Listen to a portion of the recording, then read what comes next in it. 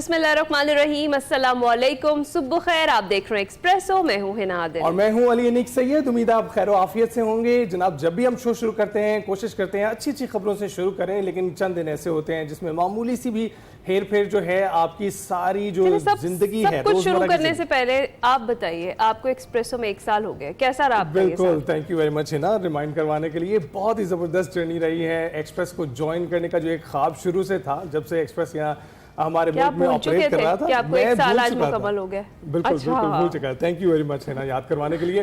तो ये तो अच्छी खबर मेरे लिए थी। आप लोगों के लिए शायद जो पेट्रोलियम मसनूआत की कीमतें हैं उनका बढ़ना इतनी अच्छी खबर ना हो, तो कोशिश हमने की अच्छी खबरों से शुरू करें। लेकिन पेट्रोलियम मसनूआत की जो नई कीमतों का ऐलान कर दिया गया है, उससे रोजमर्रा में फर्क पड़ने वाला है। आइंदा 15 रोज के लिए पेट्रोल की फी लीटर कीमत जो है वो बरकरार रखी गई है, जबकि डीजल की फी लीटर कीमत में इजाफे का फैसला किया गया है।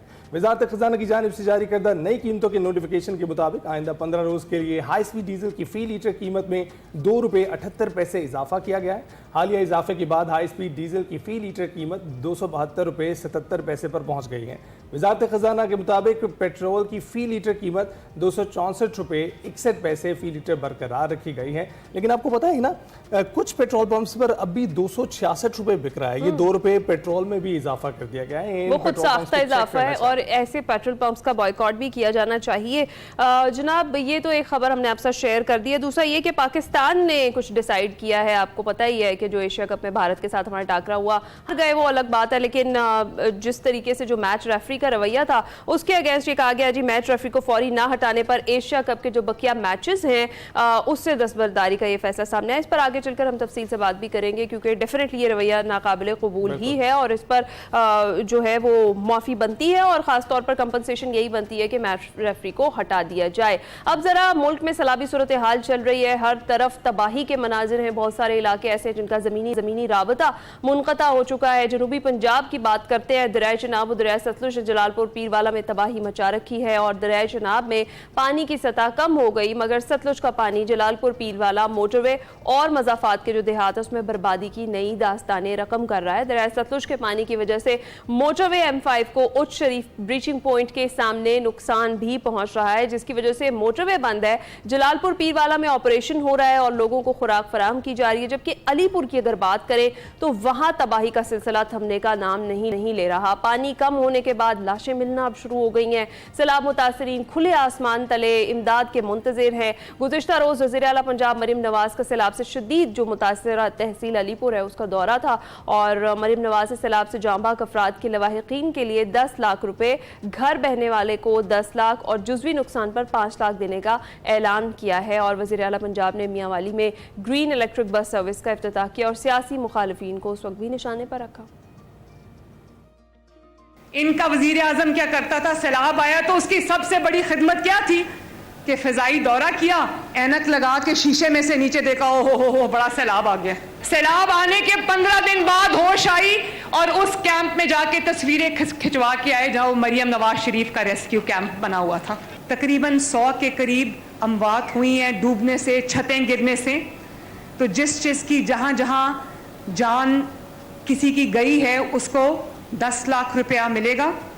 जिसका पूरा घर गिर गया है, कच्चा घर, उसको जिसका पूरा घर गिर गया है उसको 10 लाख रुपए मिलेंगे। जिसका आधा घर गिरा है या कुछ कमरे गिर गए उसको 5 लाख रुपया मिलेगा। मरीम नवाज की गुफ्तगू आपने सुनी। इसी पर बात करते हैं। हामिद चौधरी नुमाइंदा मुल्तान हमारे साथ मौजूद हैं। हामिद, बताइएगा मुल्तान में इस वक्त क्या सूरत हाल है और उसकी जो तहसील जलालपुर है सबसे ज्यादा मुतासरा है, क्या पानी की सतह कम होना शुरू हुई है? जी बिल्कुल अली, अगर जलालपुर पीरवाला की बात करें तो उसमें पानी की सतह जो है आहिस्ता आहिस्ता कम होना शुरू होगी, क्योंकि दरिया चनाब में जो बड़ा सैलाबी रेला था यहाँ से गुजर चुका है। अब जो है दरिया सतलुज का पानी जलालपुर पीरवाला के जो नवाही इलाके हैं वहाँ तबाही मचा रहा है, क्योंकि मैंने पहले भी रिपोर्ट किया था कि 3 रोज कबल जो है नौराजा भूटा जो कि दरिया सतलुज का बंद है वो टूटा था। लोगों को इन्फॉर्म नहीं किया गया था, वार्निंग नहीं दी गई थी, मोटरवे की दूसरी साइड पर नहीं लोगों को इवैक्यूएट किया गया था। लेकिन जैसे अचानक से बंद टूटा है, लोग वहां तबाह बर्बाद हो गए हैं। लोगों के घर जो है वो उजड़ चुके हैं। लोग अपना सामान तक नहीं उठा सके, गंदम नहीं उठा सके।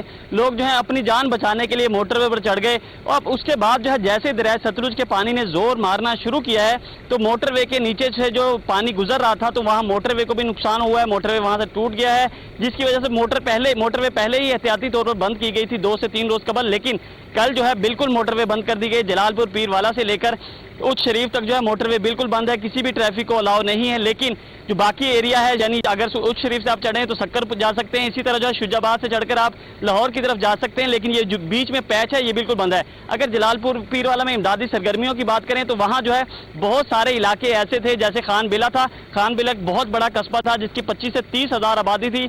उसका राब्ता जो है बिल्कुल मुनकदा हो चुका था। जलालपुर पीरवाला में वो 30 किलोमीटर दूर था और जो अवामी बंद बनाया गया था जलालपुर पीरवाला, वहां से जो है कश्तियां सामान लेकर जाती थी लोगों को खुराक पहुंचाने के लिए। अब भी वहां खुराक पहुंचाई जा रही, क्योंकि इतनी 25 से 30 हजार आबादी को इवैक्यूएट करना बहुत मुश्किल है, क्योंकि कश्ती में सफर जो है तकरीबन 8 घंटे लगते हैं जाने और आने के, जिसकी वजह से कोशिश की जा रही है वहां सामान पहुंचाया जाए, खुराक पहुंचाई जाए, लोगों को पानी पहुंचाया जाए, क्योंकि वहां पानी की किल्लत पैदा हो गई। जो मेडिसिन है, मेडिसिन की किल्लत पैदा होती जा रही है, क्योंकि बीमार लोग वहां रह रहे हैं काफी, तो उनको अद्वियात पहुंचाई जा रही है, मेडिकल टीमें पहुंचाई जा रही हैं। रेस्क्यू भी कोशिश कर रहा है, हुकूमत पंजाब भी कोशिश कर रहा है। इसी तरह जो जिले इंतजामिया के साथ साथ फलाही तंजीमें हैं वो भी वहां एक्टिव नजर आ रही हैं, खान बिला में जा रही हैं, क्योंकि वो दूर दराज का इलाका है। 30 से 35 किलोमीटर का डिस्टेंस है जलालपुर शहर से, तो पानी की सतह आहिस्ता आहिस्ता कम हो रही है। तो खान बेला के इर्द गिर्द भी पानी की सतह कम हो रही है, लेकिन जो सतलुज का पानी है वो बड़े रेले के साथ जो है वो जलालपुर पीरवाला के पास से गुजर रहा है। जहां देहातों में पानी उतर रहा था अब वहां पानी खड़ा हो गया, क्योंकि जो सतलुज का पानी है वो भी मोटरवे के नीचे से गुजरते हुए दरिया चनाब में आता है और वहां से गुजरता हुआ हेड पंजनद की तरफ जा रहा है। अब बात कर लेते हैं अलीपुर की। अलीपुर में जो है हर तरफ तबाही ही तबाही है। अलीपुर के जो 5 बड़े कस्बे हैं जो मैं कल भी रिपोर्ट किया था, जिसमें सीतपुर है सबसे बड़ा कस्बा, उसके बाद सुल्तानपुर है वो भी बहुत बड़ा कस्बा है, 25 से 30 हजार आबादी है। इसी तरह जो है खैरपुर सादात है, अजमतपुर है, ये तमाम इलाके जो हैं उनका ज़मीनी राब्ता बिल्कुल मुनक़ता हो चुका है। जो फलाही तंजीमें हैं, ज़िले इंतज़ामिया है, वो कोशिश कर रही है वहाँ रेस्क्यू ऑपरेशन किए जाएँ। पानी की सतह जो है अभी भी मुख्तलिफ इलाकों में 15 से 17 फुट तक है, जबकि जो अलीपुर शहर के करीब इलाके हैं वहाँ जो है पानी की सतह काफ़ी कम हो गई है। लेकिन जो ये कस्बे मैंने आपको बताए 5 से 6 बड़े कस्बे हैं, वहाँ जो है पानी की सतह अभी भी बुलंद है, वहाँ आहिस्ता आहिस्ता पानी उतरेगा। लेकिन अभी जो फिल फोर ज़रूरत है वहाँ अद्वियात की, पानी की, खुराक की शदीद किल्लत है।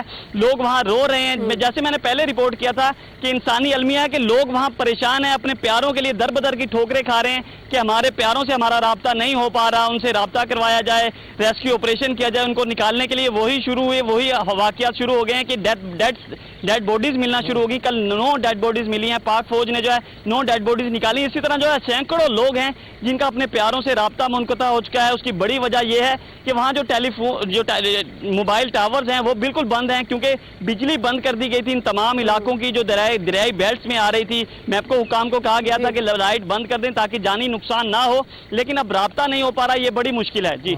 अल्लाह ताला इस आफत से हम सबको निजात दिलाए और वहाँ के जो लोग जहाँ से उनके लिए भी आसानियाँ करे। बहुत शुक्रिया हामिद चौधरी, आपने तफसीलन आगाह किया कि इस वक्त क्या सूरत हाल वहाँ पर बनी हुई है। अच्छा, जनूबी पंजाब में ये जो तबाही मचाता हुआ जो रेला था अब ये ऊंचे दर्जे का सैलाबी रेला बन गया और दरिया सिंध में अब दाखिल हो गया है। दरिया सिंध में पानी की सतह मुसलसल बुलंद हो रही है और गुड्डू बैराज पर ऊंचे दर्जे का सैलाब है, जहाँ पानी की आमद 6,24,000 क्यूसेक रिकॉर्ड हुई और सखर बैराज पर पानी की जो आमद बढ़कर 5,71,000 क्यूसेक हो गई है। कोटरी बैराज की बात करें तो वहां पर पानी की आमद बढ़कर 2,93,000 क्यूसेक रिकॉर्ड हुई है। इसी पर हमने बात करनी है। ब्यूरो चीफ सखर शहजाद तबानी हमारे साथ मौजूद हैं। अस्सलाम वालेकुम शहजाद, जरा बताइएगा कि क्या सूरत हाल है। अब ये ऊंचे दर्जे का सैलाब है जो दाखिल हो चुका है, खासतौर पर पहले वेट किया जा रहा था पंजरत के आगे पानी किस तरह से बढ़ता है और अब वाकई गुड्डू बैराज में और कोटरी बैराज में भी पानी की सतह बुलंद हो रही है। इसके साथ साथ हम हैदराबाद भी जाएंगे, अब्दुल्ला शेख वहां मौजूद होंगे। शहजाद, अभी जरा आप करंट सिचुएशन बताइएगा। बहुत शुक्रिया हिना और वालेकुम अस्सलाम। दरिया सिंध के अंदर सैलाबी सूरत हाल बरकरार है। जिस तरीके से हम रोजाना अपने इस प्रोग्राम के अंदर अपडेट्स देते हैं, अपने नाज़रीन को आगाह करते हैं, सुबह सुबह आगाह करते हैं कि क्या सूरत हाल है सैलाब की। गुड्डू बैराज पर बिल्कुल ऊंचे दर्जे का सैलाब है। हिफाजती बंदों के ऊपर जो है शदीद दबाव है पानी का, क्योंकि पानी जिस तरीके से 5 लाख क्यूसेक के ऊपर जाता है तो फिर दबाव मजीद बढ़ जाता है बंदों के ऊपर। अब तो हाई फ्लड के अंदर हम लोग हैं और उसके अलावा सखर बैराज पर भी दरमियाने दर्जे का सैलाब है। 5,71,000 क्यूसेक रिकॉर्ड किया गया है सैलाब को कंट्रोल रूम सक्खर बैराज के मुताबिक। तो अब जिस तरीके से मुश्किलात हैं लोगों की वो भी बढ़ती जा रही है। खास तौर पर जो मुतासिर हो रहा है अब जिला वो है नौशेरो फिरोज, क्योंकि डाउन स्ट्रीम में जिस तरीके से पानी जा रहा है सक्खर बैराज के, तो खैरपुर, नौशेरो फिरोज, लाड़काना, दादू के जो जिले हैं वो वहाँ नुकसान हो रहा है। उनका जो कच्चे का इलाका है, जो देहात है, वो लोग जो है बड़े परेशान है। वहां पर पानी आ गया है सैलाबी सूरत हाल होने की वजह से। जो सैलाब मुतासरा लोग हैं उनकी मुश्किलात में दिन ब दिन इजाफा होता जा रहा है। नौशेरो फिरोज के मजीद जमींदारी बंद जो है उनमें शगाफ पड़ा है, वो बंद टूट गए हैं। रेस्क्यू का काम बहुत देर से शुरू हुआ है, जिस वजह से वहां के लोगों को शदीद मुश्किलात का सामना रहा है और उनकी बची कुची जमीन थी वो भी पानी चले आ गई है। इसके अलावा लाड़काना के मुख्तलिफ जमींदारी बंद है, वहां पर भी दोबारा शगाफ पड़ा है, जिस वजह से वहां के लोगों की जो है वो बड़ी मुश्किलात का शिकार है। घोटकी, कनकोट और जिस तरीके से हम सिंध के दीगर अजला की बात करते हैं वहां भी सूरत हाल कुछ ऐसी ही है। सैलाब मुतासरा अफराद को निकालने के लिए जो रेस्क्यू किया जा रहा था वो रेस्क्यू जारी है। और अगर हम रेस्क्यू 1112 की बात ना करें तो ये भी नाइंसाफी होगी उनके साथ, क्योंकि मैंने देखा है कि सक्खर के मुख्तलिफ इलाकों के अंदर जो देही इलाके हैं वहां से वो बोट्स के जरिए काफी बड़ी तादाद जो है सैलाब मुतासरीन, जिनमें मर्द हैं, खवातीन हैं, बच्चे हैं, उनको लेकर महफूज मकामात की तरफ जा रहे हैं। गुज़िश्ता एक हफ्ते से उनका भी रेस्क्यू ऑपरेशन जारी है और कई जिंदगियां जो है उन्होंने भी बचाई हैं और वो लोगों को कच्चे के इलाकों से पक्के की तरफ लेकर आए, महफूज मकामात तक जो है उनको उन्होंने मुंतकिल किया। रेस्क्यू 1112 जो है वो ये कहती है कि जब तक ये फ्लड की सूरत हाल चल रही है तो हम अपनी ड्यूटियां जो है इसी तरीके से सरंजाम देते रहेंगे। जबकि अगर हम बात करें दरिया सिंध की, जिस तरीके से हम कहते हैं कि हिफाजती बंद जो है उनको ठीक किया गया है, लेकिन कई जगह पर जिस तरीके से खोटकी के शैंक बंद है और दीगर बंद है वहां पर पानी का फ्लो जो है बहुत ज्यादा हो गया है, क्योंकि ये छोटा दरिया यहाँ पर होता है इन इलाकों के अंदर शेख बंद वाली साइड पे। तो जैसे ही पानी बुलंद होता है तो वहां पर मुश्किलात जो है फौरी तौर पर जो है वो बढ़ना शुरू हो जाती हैं और लोग जो है बहुत ज्यादा सर्वाइव करते हैं। अभी मुश्किल ये है कि ऊंचे दर्जे का सैलाब है, जिस तरीके से भी आपने बताया तीनों बैराज इसके ऊपर क्या सूरत हाल है, तो ये सूरत हाल मजीद बढ़ती जा रही है। गुज़िश्ता 24 घंटों के दौरान पानी मजीद बढ़ा है, सक्खर बैराज पर भी बढ़ा है, कोटरी बैराज पर भी बढ़ा है, अप स्ट्रीम में भी बढ़ा है और डाउन स्ट्रीम में भी बढ़ा है। तो पानी ये कहा जा रहा है मजीद बढ़ेगा। दरिया सिंध के अतराफ में जो लोग हैं, जो दरिया किनारे रहते हैं, जो माहीगीर तबका है बड़ी तादाद में, उनको जो है दरिया के किनारों से उठा लिया गया है, उनको जो है महफूज मकामात तक ले जाया गया है। महफूज मकामात पर ले जाकर जो उनको कहा गया है कि जब तक ये सूरत हाल है, ये दिन चल रहे हैं, उस तरीके से जो है वो आप लोग महफूज मकामात पर है। जिस तरीके से मुल्तान का मैं सुन रहा था वहां पर भी अफसोसनाक हादसा हुआ है, जो डेड बॉडीज मिली है। तो ये कुदरती आफात है, अल्लाह पाक जो है सबको अपनी अमान में महफूज रखे, आपको, हमको और सबको। ये सूरत हाल भी जो है बिल्कुल। शहजाद साथ ही रहिएगा, आप हैदराबाद का रुख करते हैं। अब्दुल्ला शेख हमारे साथ मौजूद हैं। अब्दुल्ला, बताइएगा कि इस वक्त हैदराबाद की क्या सूरत हाल है? देखें, जो दरियाए सिंध का जो आखिरी बैराज है वो कोटी बैराज है और गिद्दू के बाद जो है पानी सक्खर और सक्खर के बाद जो पानी वो है कोटी बैराज पर पहुंचता है। अगर आज की सूरत हाल की बात की जाए तो इस वक्त भी जो दरियाए सिंध कोटी बैराज के मुकाम पर निचले दर्जे का सैलाब है और इस वक्त जो हमारा कोटी कंट्रोल रूम से रब्ता हुआ तो उनकी जानिब से ये बताया गया कि अप स्ट्रीम पर जो पानी का बहाव है वो 2,93,000 क्यूसिक और इसके साथ साथ जो डाउन स्ट्रीम पर जो पानी का अखराज है वो 2,82,000 क्यूसिक बताया गया है। और अगर आप आदाद शुमार का जायजा लें तो कोटी बैराज के मुकाम पर 24 घंटे क्यूसिक पानी का इजाफा हुआ है। इसके साथ साथ जो है डाउन स्ट्रीम पर भी 9,000 क्यूसिक का इजाफा किया गया है। अगर कोटी बैराज के स्ट्रक्चर की बात की जाए तो कोटी बैराज का जो स्ट्रक्चर है वो इंतहाई मजबूत बताया जाता है। ये कोटी बैराज हमारा जो है 1955 में तामीर हुआ और 1955 के एक साल बाद ही यानी कि 14 अगस्त 1956 को यहाँ से सुपर फ्लड गुजरा था और उस पानी की जो मिकदार थी वो 9,80,000 क्यूसिक थी, जबकि इसे जो हमारे कोटी बैराज की जो कैपेसिटी है वो 8,77,000 है। इसके बाद 2010 के अंदर 27 अगस्त को एक सेकंड जो है सुपर फ्लड भी यहाँ से गुजर चुका है और उसमें जो पानी की मिकदार थी वो 9,20,000 क्यूसिक है। अगर आप दरियाए सिंध के जो कोटी बैराज से लेकर हैदराबाद के दरमियान जो बंदों की सूरत हाल की बात की जाए तो गलियान बंद से लेकर गिद्दूमल बंद तक जो हमारा जो हैदराबाद का रकबा जो बंदों का बनता है वो कमोबेश 32 किलोमीटर और जिला इंतजामिया का ये कि जिला इंतजामिया की जानिब से जो 4 मुकामात हैं हैदराबाद के बंदों के, जिसमें शेरिश नगर बचाव बंद है, यूनिट नंबर 4 बचाव बंद है, यूनिट नंबर 10 बचाव बंद और इसके साथ साथ एक जो शहरी आबादी जो कि दरिया के साथ बिल्कुल वाक़ई है बिस्मिल्लाह सिटी, उन बंदों के मुकामात को हसास करार दिया गया है। और जिला इंतजामिया का ये भी कहना है कि उनकी जानिब से जो है हंगामी एक प्लान भी तैयार किया गया है और अगर कोटी बैराज के मुकाम पर ऊंचे दर्जे का सैलाब होता है तो उसके नतीजे में 7 यूनियन कमेटियां मुतासिर होंगी, 28 देहात मुतासिर होंगे और कमोबेश ये बताया जा रहा है कि ऊंचे दर्जे के सैलाब की सूरत में 14,000 से ज्यादा अफराद मुतासिर होंगे, जिसके लिए ये भी प्लान किया गया है कि हैदराबाद में मजमूई तौर पर 28 जो है रिलीफ कैंप्स लगाए जाएंगे और इसके साथ साथ जो है मेडिकल कैंप्स भी लगाए जाएंगे। कोटी बिराज के जो हुक्काम है उनका ये कहना है कि इस वक्त अभी सूरत हाल मामूल पे है और उनका ये अंदाजा है कि अगर सक्खर बिराज से पानी के अखराज में इजाफा भी होता है तो कोटी बिराज के मुकाम पर 4 लाख से लेकर 5 लाख क्यूसेक के दरमियान पानी होगा और अगर इतना पानी होगा तो हैदराबाद में फिर भी जो है दरमियाने दर्जे का सैलाब होगा और अगर 5 लाख क्यूसेक से ज्यादा कोटी बिराज के मुकाम पर पानी बढ़ता है तो उसके बाद यहाँ पर जो है ऊंचे दर्जे का सैलाब डिक्लेयर किया जाएगा। राइट, ठीक है, बहुत शुक्रिया। अब्दुल्ला शेख हैदराबाद से हमारे साथ मौजूद थे और हमारे ब्यूरो चीफ शहजाद ताबानी सक्खर से हमें अपडेट कर रहे थे कि सिचुएशन है क्या। फिलहाल तो सिचुएशन अंडर कंट्रोल ही है, हाई फ्लड है, सुपर फ्लड का खदशा नहीं है सिंध में, लेकिन अल्लाह ताला हालात इसी तरह के रखे, नॉर्मल रहे, किसी के लिए अजियत का बायस ना बने, क्योंकि बहुत सारे लोग जिनको अपनी जगह खाली करनी पड़ती है, अपना घर बार सब कुछ छोड़ना पड़ता है, उनके लिए बड़ा मुश्किल वक्त है। और खास तौर पर जिन इलाकों में आप अगर मौजूद हैं वहाँ पर बताया जा रहा है, आपको इंतजामिया बता रही है कि आप इन इलाकों को खाली कर दें, तो आप बराए मेहरबानी उन इलाकों को खाली कर दें, किसी सेफ मुकाम पर शिफ्ट हो जाए। अभी हम जाएंगे ब्रेक पर, आप कहीं मत जाएगा। Welcome back. मुल्की सियासी सूरत हाल पर भी हम गुफ्तगू करेंगे और हमने मुल्की सूरत हाल पर बताया आपको कि सैलाबी सूरत हाल क्या है, एमरजेंसी नाफिज है, लेकिन इस वक्त बैन अवी सतह पर क्या डेवलपमेंट्स हैं उसका जिक्र करना भी ज़रूरी है, क्योंकि गुज़श्ता रोज़ कतर दोहा में अरब इस्लामी ममालिक के सरबराहान का हंगामी इजलास हुआ, जिसका मुश्तरका एलामिया जारी हुआ, जिसमें गजा में जंग रोकने के लिए कतर, मिस्र और अमेरिका की कोशिशों की भरपूर हिमायत की गई और कतर पर इसराइली हमले को बुज़दिलाना और गैर कानूनी करार दिया गया। शुरा ने इसराइली जारहियत को किसी जवाज़ के तहत तस्लीम करने से इनकार कर दिया। कतर को दोबारा निशाना बनाने की धमकियों को भी मुस्तरद किया गया। इसराइल के साथ सिफारती और माशी ताल्लुकात पर नजरसानी और असले की फराहमी मुअत्तल करने का मुतालबा किया गया। अमीर कतर ने इजलास से खिताब किया। उन्होंने कहा कि इसराइल फलस्तीनियों की नस्ल कुशी कर रहा है, इंसानियत के खिलाफ जराइम की तमाम हदें पार हो चुकी हैं। तुर्क सदर तैयब उर्दवान ने इसराइल को मशरिक वस्ता और आलमी अमन के लिए बड़ा खतरा करार दिया। उनका कहना था कि अरब और इस्लामी ममालिक अपनी दिफाई सनत मजबूत करें, इसराइल सिर्फ रोकथाम से अपनी तोसी पसंदाना पॉलिसी छोड़ेगा। सेक्रेटरी जनरल OIC और अरब लीग ने मुश्तरका बयान में कहा है कि आलमी बिरादरी इसराइली जराइम रोकने के लिए फौरी इक़दामात करे। उन्होंने फ़लस्तीनी अवाम के हक़ खुद इरादियत और 2 रियासती फार्मूले की भरपूर हिमायत की। मिस्री सदर ने कहा कि इसराइल ने तमाम सुर्ख लकीरें अबूर कर दी हैं।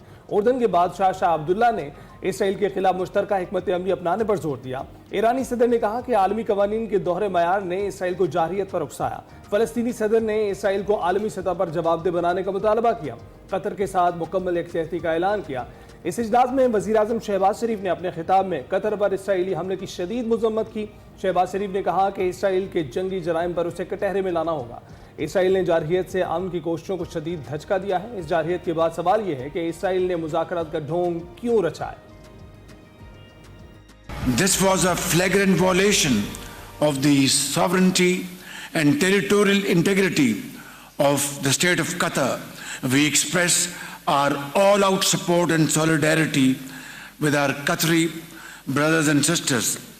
Your Highnesses and Excellencies, Israel's assault against Qatar is not an isolated incident.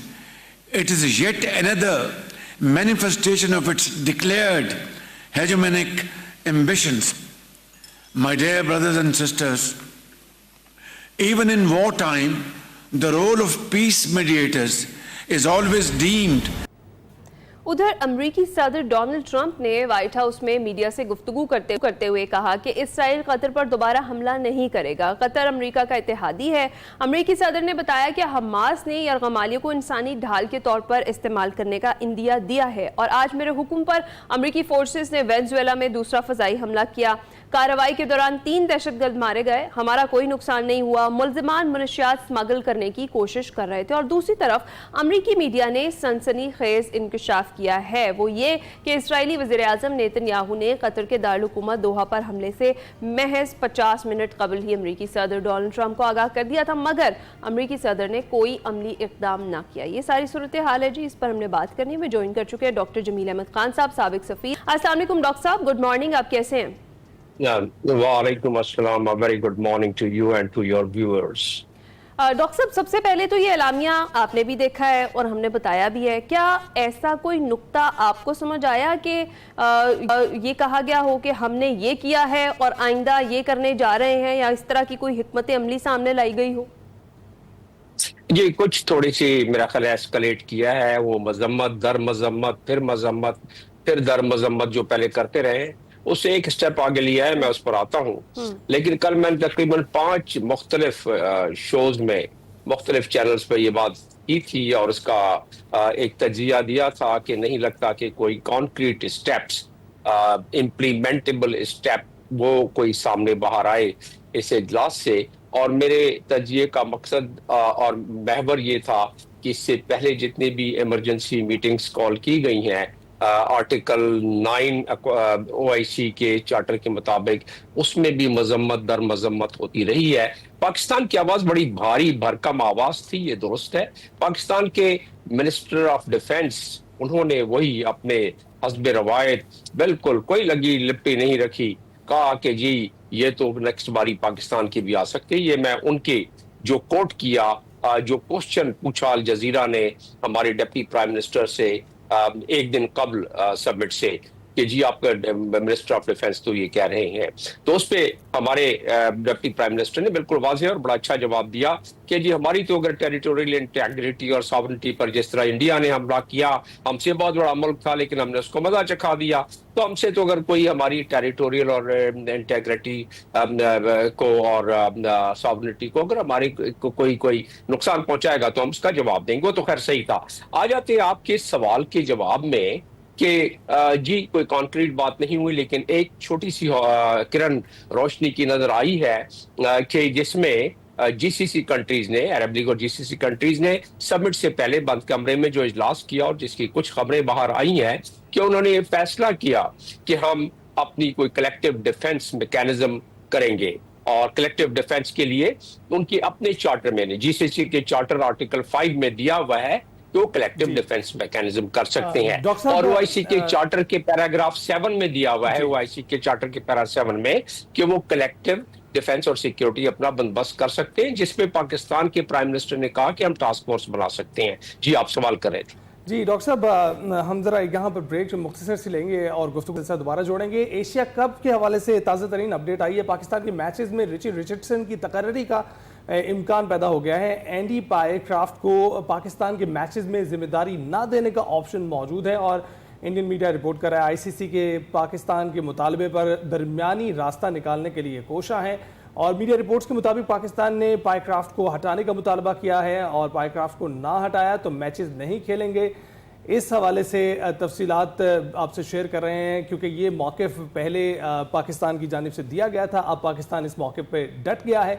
और पायक्राफ्ट ने जो इक़दाम किया था जिसमें बताया गया था कि हैंडशेक नहीं होगा दोनों कप्तानों के माबैन, और उससे मना किया गया था टॉस के दौरान, इसके बाद एहतजाजन जो है ये फैसला लिया गया पाकिस्तान की जानिब से एशिया कप में कि अब वो किसी भी ऐसे मैच में शिरकत नहीं करेंगे जिसमें पायक्राफ्ट मौजूद होगा और वो ये जिम्मेदारियां निभा रहे होंगे।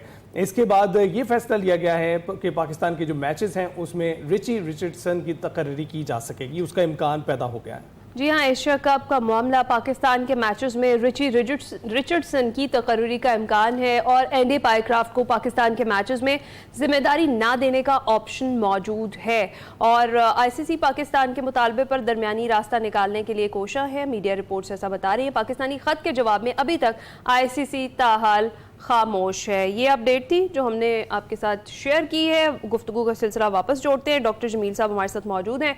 डॉक्टर साहब, जिस तरीके से अभी आप बात कर रहे थे और आपने एक्सप्लेन भी किया कि पाकिस्तान तो अपने मौक़िफ़ पर डटा रहा और पाकिस्तान की जानिब से जो मौक़िफ़ इख्तियार किया गया वो बेहतरीन है, और जिस तरीके से वज़ीर आज़म साहब ने भी कहा है कि इसराइल को ये जो जंगी जराइम है उसके उस पर कटहरे में लाना पड़ेगा, लेकिन सवाल यहाँ पे ये उठता है कि कटहरे में लाया कैसे जाएगा और कौन लाएगा? देखिए, तमाम के तमाम सरबराहान उन्होंने इस दफ़ा थोड़ी सी अपने टोन और अपने बॉडी लैंग्वेज में फ़र्क तो डाला है, ये तो कहना पड़ेगा। तो उससे ज्यादा कुछ ना कर सके। जो बात उन्होंने इससे ज्यादा की वो 2 बातें की। एक मैंने आपको बता दी कि उनके जो ज्वाइंट कम्युनिके का पॉइंट नंबर 9 है उसमें उन्होंने डिफेंस मैकेनिज्म की बात की, लेकिन ये नहीं बताया कि कब तक करेंगे। लेकिन अच्छी बात यह है कि उन्होंने अपने फौजी सरबराहान को भी साइड पे रखा हुआ था जिन्होंने मीटिंग की, और यकीनन कोई लाएअमल तैयार कर रहे होंगे। ये एक अच्छा मौका है। पाकिस्तान ने तमाम गल्फ कंट्रीज के आर्मी नेवी की मदद की है ट्रेनिंग में और बाकी तमाम मामलात में। पाकिस्तान ने अपना टास्क फोर्स भी भेजा हुआ है कुछ कंट्रीज में, सऊदी अरेबिया उसमें से एक। ये 77 और 78 की दहाई की मैं बात कर रहा हूँ, और हमने हमेशा अपनी 2 होली प्लेसेस की हिफाजत के लिए हमने अपने दिलो जान से हमेशा साथ दिया है। तो इसी तरीके से अब जब वो कर रहे हैं तो यकीनन वो पाकिस्तान से इंटरनेशनल लीगल फ्रेमवर्क के मुताबिक जो ताउन मांगेंगे तो ये पाकिस्तान एक ब्रदर मुल्क के तौर पर उसके लिए उनके साथ खड़ा होगा, और यही गालिबन वजह है कि प्राइम मिनिस्टर ने ये ऑफर भी दी है। दूसरा पॉइंट इनका था पॉइंट नंबर 15 कम्युनिके में, जो ज्वाइंट स्टेटमेंट में कल शाया हुआ है इस समिट के बाद, जो अरब इस्लामिक समिट थी, जो कि मैंने कहा आपको कि वो इमरजेंसी मीटिंग आर्टिकल 9 जो OIC का उसके तहत बुलाई गई थी। तो ये पॉइंट नंबर 15 जो उन्होंने है वो बड़ा जरूरी है इसमें कि हम रिव्यू करेंगे, काश कि वो इस पे इम्प्लीमेंट कर देते। हम रिव्यू करेंगे normalization with Israel and economic relation. Economic relations का मतलब ये है कि वो उनसे इंपोर्ट एक्सपोर्ट सारे खत्म, उनसे बाइकआउट कर सकते हैं उनका। आपको याद रहे कि इजराइल की जो इकोनॉमी है वो तकरीबन 6 बिलियन की है, जबकि इन गल्फ कंट्रीज की इकोनॉमी तकरीबन 6 ट्रिलियन की है। आप अंदाजा करें कितना ज्यादा है। और ये तमाम जो ममालिक कल बैठे हुए थे उसकी दुनिया की आबादी की 1/3 2.1 बिलियन 14 बिलियन आबादी है। मैंने पहले भी जिक्र किया है किसी चैनल पर कि अगर वो पानी की मिनरल वाटर की 1.5 लीटर की बोतल गोलान हाइट से फेंकना शुरू कर दें, उसको बहाना शुरू कर दें, तो इजराइल में फ्लड आ जाएगा, 2 बिलियन के करीब अफराद। लेकिन बात यह है कि उसमें प्रैक्टिकल स्टेप्स जो ले सकते थे कल वो नहीं लिया। उसकी बहुत सारी वजूहात हैं, मैं बहुत सारे प्रोग्रामों में उसका इशारा देता चला हूं। वापस आ जाता हूं ये पॉइंट नंबर 15 और जो कल की तकारीरें हुई हैं उसमें कोई अब उम्मीद नजर आ रही है कि शायद कोई टास्क फोर्स बन जाए जैसा कि इनके अपने कानून में दिया हुआ है। बिल्कुल ऐसा ही है। डॉक्टर साहब बहुत बहुत शुक्रिया हमसे गुफ्तगू करने के, और देख ही रहे हैं हम कि टास्क फोर्स बनाने के लिए कोशिश हैं, अपना मौक़िफ़ सामने रख रहे हैं, थ्रेटन फील कर रहे हैं, किसी भी मुल्क के जो बाउंड्रीज हैं उनका ख्याल नहीं रखा जा रहा है। ऐसी सूरत हाल में ये भी देखना होगा कि इसराइल अमेरिका को भी सिर्फ 50 मिनट पहले ही जो है आगाह कर रहा है। उसमें अमेरिकी सदर के बयानात, उनकी यकीन दहानियाँ कहाँ फॉल करती हैं ये मुस्तकबिल ही बताएगा। ब्रेक के बाद हाजिर। वेलकम बैक टू एक्सप्रेसो जी। अब जरा शहर का चलते हैं जहाँ पर बारिश के बाद मसाइल बढ़ते ही जा रहे हैं, और सबसे बड़ा मसला बारिश के बाद सड़कों की टूट फूट है और गली मोहल्ले की सड़कें खंडरात में तब्दील हो चुकी है, जैसे शहरी मुश्किलात का शिकार हैं। और इसी हवाले से हमें बात करनी है। हमारे नुमाइंदे हमारे साथ मौजूद हैं, नईम खानजादा। नईम खानजादा, बताइएगा किस जगह मौजूद हैं और क्या सूरत हाल है कराची की सड़कों की? जी बिल्कुल, कराची में 19 अगस्त को जो बारिशें हुई थी और उसके बाद फिर दोबारा सितंबर के अंदर जो बारिशें हुई, उसके बाद अगर मजमूई तौर के ऊपर अगर आप शहर की बात करें तो ऐसा लगता ही है कि शहर बिल्कुल उधड़ गया है, खंडरात में तब्दील हो गया है। और खंडरात का भी लफ्ज़ जो है वो इसलिए कम लग रहा है मुझे, इसलिए कि हम मजमूई तौर के ऊपर अगर पूरी सूरत हाल बात करें आपको, तो लगता ये नहीं है कि ये मेट्रोपॉलिटन सिटी है और ये पाकिस्तान का सबसे बड़ा शहर इस वक्त जो ट्रांसपोर्ट के हवाले से, सड़कों के हवाले से जो है वो जो सूरत हाल है वो इतनी बदतरीन है कि शायद मैंने अपने सहाफ़ती कैरियर के अंदर इससे बदतरीन सूरत हाल कभी नहीं देखी जो इस वक्त की जो सूरत हाल है। मैं इस वक्त यूनिवर्सिटी रोड के ऊपर मौजूद हूँ और मैं यहाँ से आपको रिपोर्ट करने का मकसद भी ये था कि कराची के शहरियों में अगर रेड लाइन का, यूनिवर्सिटी रोड का जिक्र ना करें तो समझे कि आपने जो है वो कुछ भी नहीं करा, कोई आपने रिपोर्टिंग करने का हक भी अदा नहीं किया। तो हम आपको ये बताते हैं कि ये यूनिवर्सिटी रोड इस वक्त मौत का कुआं है, और ये शायद मुल्क का नहीं, पाकिस्तान का नहीं, बल्कि दुनिया भर की जो तवील तरीन जो मौत के कुएं होते हैं, ये वो मौत का कुआं है। मैं आपको सड़कों की सूरत हाल तो बाद में बताऊंगा, लेकिन पहले इस रेड लाइन का जिक्र जरूर करूं कि ये इस वक्त कराची के शहरियों के लिए एक ऐसा नासूर हो गया है कि जिससे शहरी जो है वो निकल ही नहीं पा रहे हैं। ये मेरे पीछे देख रहे हैं ना आप, ये जो है ना, ये रेड लाइन की मंसूबाबंदी देखिए, ये मोटरसाइकिल वाले को देखिए आप। या अगर पानी होगा, बारिश होगा, यहाँ पर बारिश होता है, इसको पता ही नहीं चलता। यहाँ पर गाड़ियाँ टकराई हैं, मोटरसाइकिल टकराई है, कारें टकराई हैं और लोग हादसा का शिकार हुए हैं, हलाकतें हुई हैं, हलाकत हुई है नीपा चौरंगी के ऊपर इसकी वजह से। तो अब सूरत हाल आपके सामने, ये रोड, यूनिवर्सिटी रोड का जिक्र ये किया, और अब आप बात करें मजमूई तौर के ऊपर आपने जो बात की कि कराची की सड़कों की, तो 106 सड़कें हैं बल्दिया उज़्मा कराची के मातहत। यहाँ पर मसला ये है कि मेयर कराची ने आज इतवार और पीर का जिक्र किया था कि वहाँ से मरम्मती काम शुरू किया जाएगा, लेकिन मरम्मती काम हमें अभी कहीं फ़िलहाल नज़र नहीं आया। गड़े और पैचवर्क की बात की थी उन्होंने कि हम वहाँ से काम शुरू कर देंगे, लेकिन अभी काम शुरू नहीं हुआ। कौन सी एक मरकज़ी रोड है जहाँ पर गड़े नहीं हैं, खड्डे नहीं हैं, और उसका अब मटीरियल जो है वो बहुत पुराना है, उसको दोबारा से, बहुत सी ऐसी सड़कें हैं कि दोबारा से उसकी अस्तरनो तामीर की ज़रूरत भी है, लेकिन उनको अब पहले मरहले के अंदर तो यही है कि उसको काम किया जाएगा।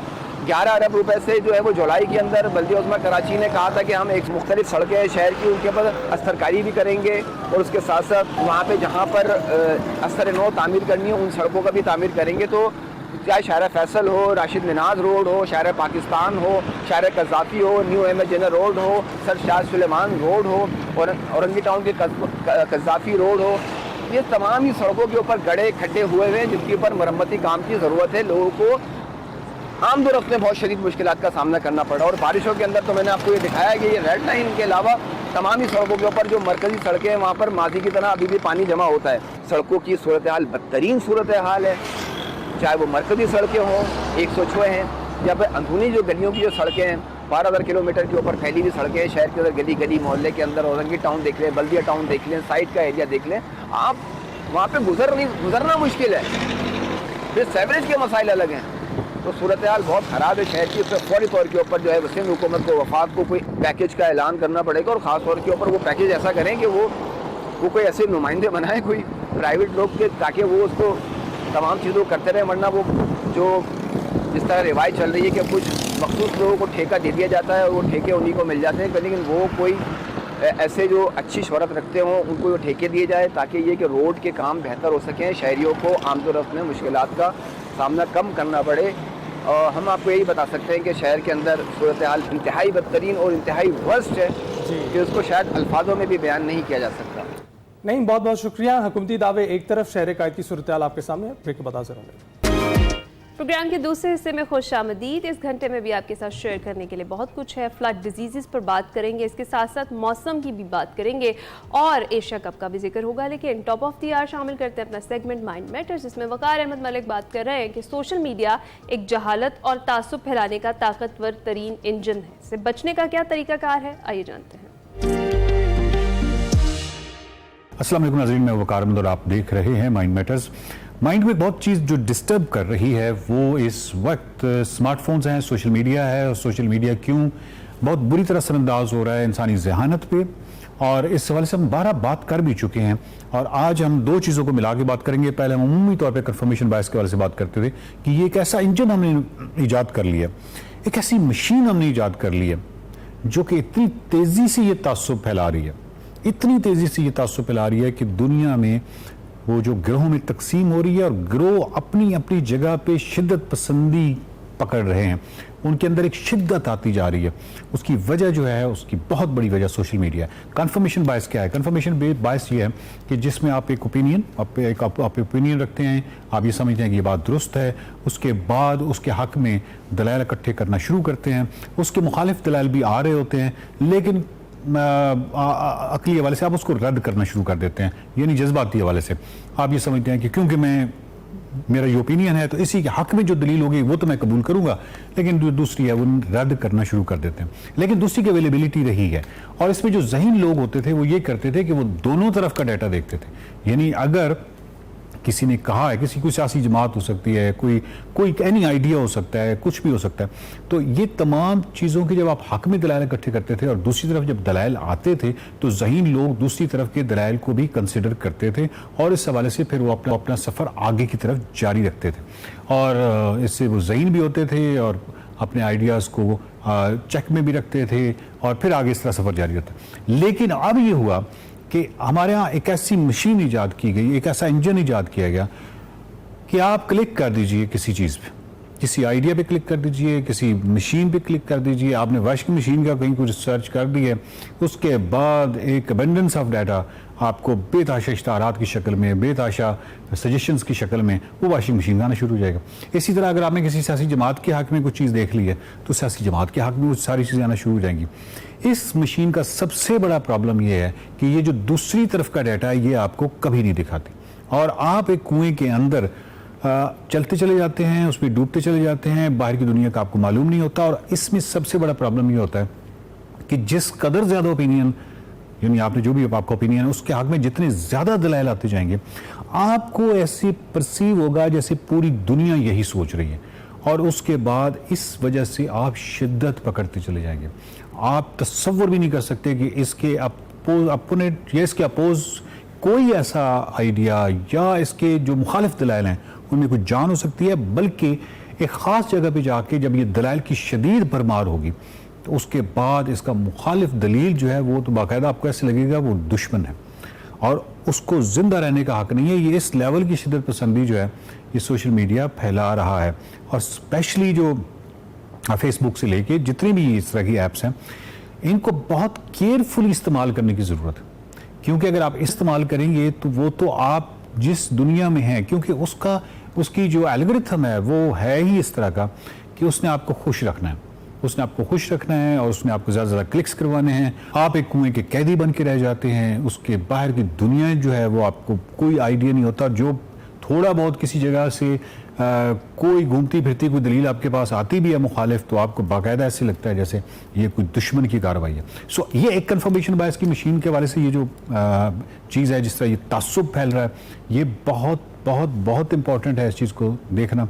और दूसरी जो चीज़ है वो क्रूगर इफेक्ट है। क्रूगर इफेक्ट जो है वो जनरली हम ये कहते हैं कि कोई भी जो नॉलेज है, कोई भी जो इल्म है, उसकी जो चंद छोटी मोटी मालूमात या टर्मिनोलॉजी से आगाही के बाद जो इंसान के अंदर कॉन्फिडेंस पैदा होता है वो इस कदर ज़्यादा होता है जैसे वो सब कुछ जानता है। जबकि अगर उसको अपनी जो लर्निंग है उसको अगर वो जारी रखे तो फिर उस ग्राफ में यानी एतमाद का जो ग्राफ है उसमें डिक्लाइन आना शुरू होता है। क्यों डिक्लाइन इसलिए आना शुरू होता है कि वो आगे अब समंदर देख लेता है कि मैं तो बहुत इब्तदाई चंद चीज़ों से वाकिफ़ था, ये तो आगे पूरा समंदर खड़ा हुआ है। सो उसके बाद ये जो डिक्लाइन आता है तो वो बहुत ज़्यादा डिक्लाइन आता है, आपका एतमाद जो है वो बाकायदा शटर कर जाता है। उसकी वजह क्यों, अगर मालूम हो जाता है कि किस लेवल का स्केल है। अगर आप फिजिक्स में हैं, आप केमिस्ट्री में, आप किसी भी अलूम में हैं, तो आपको उसका मैग्नीट्यूड, उसका स्केल जब आपको वाज़ेह होता है तो आपको मालूम होता है कि ये तो मैं अपनी पूरी ज़िंदगी सिर्फ इसी पे लगा रहा हूँ, तो मैं इसको मुकम्मल नहीं सीख सकता या मुकम्मल नहीं पढ़ सकता। दुनिया में इसी एक मौजू पे हो सकता है हज़ारों हज़ारों किताबें लिखी गई हूँ, मेरे पास एक थोड़ी सी ज़िंदगी है, मैं कितना ज़्यादा पढ़ सकता हूँ वगैरह वगैरह। और उसके बाद अगर वो इसी पर्टिकुलर सब्जेक्ट में PhD भी कर जाए तो भी थोड़ा सा तो एतमाद उसको आएगा कि इसमें मैंने PhD की डिग्री ली है, लेकिन वो एतमाद उस बेवकूफ़ाना एतमाद के मुकाबले में बहुत कम होगा। वो यानी जो इब्तदाई चंद टर्म्स या चंद तरकीबात या चंद चीज़ों को पढ़ने के बाद इंसान को हासिल होता है। सो इसको क्रूगर इफेक्ट कहते हैं। ये जो क्रूगर इफेक्ट है इसमें अगेन सोशल मीडिया जो है वो इंतहाई अहम किरदार अदा कर रहा है। और क्योंकि आप ये देखिए इसी ग्राफ को अगर आप देखें क्रूगर इफेक्ट के, तो जो PhD वाला है उसका जो एतमाद है वो इतना पूरा एतमाद नहीं है, गो कि वो बहुत ज़्यादा जानता है उस इल्म के बारे में। जो उस इल्म के बारे में बहुत कम जानता है उसका एतमाद आप देखिए, उसका ग्राफ देखिए कि वो कहाँ पहुँचा हुआ है। ये जो लाउडनेस है, जब आप सोशल मीडिया पे आते हैं और इस लाउडनेस के साथ बात करते हैं, जो पहला, क्योंकि इसको लाउडनेस तो हासिल है, जो बहुत कम टर्मिनोलॉजी से वाकिफ़ है, जो बहुत कम इल्म से वाकिफ़ है, लेकिन वो लाउड बहुत ज़्यादा है। यहाँ का जो एल्गोरिथम है, जो सोशल मीडिया का है, वो इस तरह का है जो इस तरह की लाउडनेस, इस तरह के एंगेजिंग किस्म का कंटेंट को वो सपोर्ट करता है। और वो जब सपोर्ट करता है तो उसको ज़्यादा व्यूज़ मिलते हैं। जब वो ज़्यादा व्यूज़ मिलते हैं तो मज़ीद एल्गोरिथम उसको वायरल करता है। जबकि वो जो दूसरा बंदा है जो कि PhD लेवल का है, वो थोड़ा बहुत जो भी बोलेगा उसको सोच के बोलना पड़ेगा। वो जब सोच के बोलना पड़ेगा उसमें स्पेसेस आएंगे, उसमें वक्फे आएंगे, और वो लाउड भी इतना ज़्यादा नहीं होगा, उसके चेहरे का एतमाद भी वो वाला नहीं होगा, तो जिसकी वजह से वो वायरल भी नहीं होगा और उसको एल्गोरिथम भी सपोर्ट नहीं करेगा। तो आप देख रहे हैं कि कितना कम्प्लेक्स मामला है। और इसकी वजह से दो चीज़ें बहुत फैल रही हैं, शिद्दत पसंदी ये जो सोशल मीडिया की वजह से, और दूसरी जो चीज़ है वो जो सबसे नुमाया वो जहालत। और ये जो जहालत क्योंकि उस जालत लाउड होती है तो उसकी वजह से यहाँ पे एल्गोरिथम सपोर्ट कर रहा है तो डेफिनेटली वो सपोर्ट।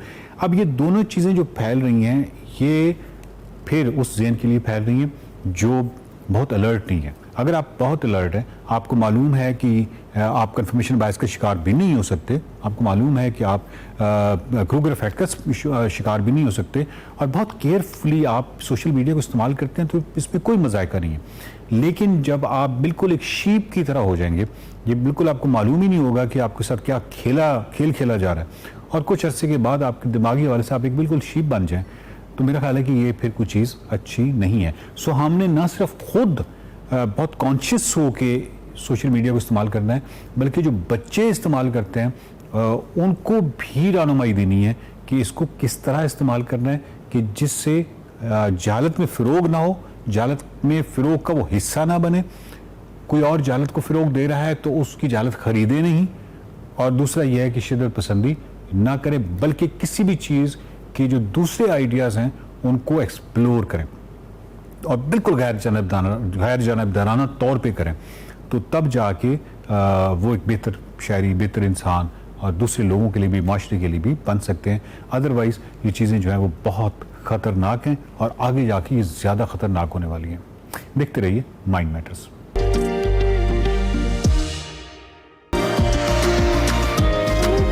वेलकम बैक नाज़रीन। सैलाब जहां अपने साथ बहुत तबाही लाता है, वहां उसके साथ बहुत सी बीमारियां भी जन्म लेती हैं। सैलाब के दौरान और बाद में स्किन के मसाइल में ज़ख्मों में इन्फेक्शन होना, जल्द की खारिश, एलर्जी, हर्पीस जैसी बीमारियां शामिल हैं।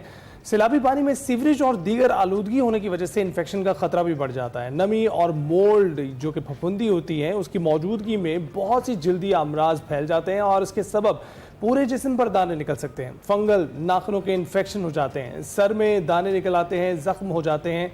इसी तरह स्केबीज़ का मर्ज़ लाहक हो जाता है जो एक छोटे से कीड़े से होता है और जिससे शदीद खारिश होती है। चूँकि ऐसे वक्त में सब अपने जो प्यारे होते हैं इकट्ठे रह रहे होते हैं, घरों में मैसूर होते हैं, कैंपों में मैसूर होते हैं, तो लोग नहा नहीं सकते हैं, सफाई सुथराई का ज़्यादा ख्याल नहीं रख सकते हैं। इस वजह से मसाइल बढ़ जाते हैं और गंदे पानी की वजह से जिस्म और पेट की भी बहुत सारी बीमारियां फैल जाती हैं।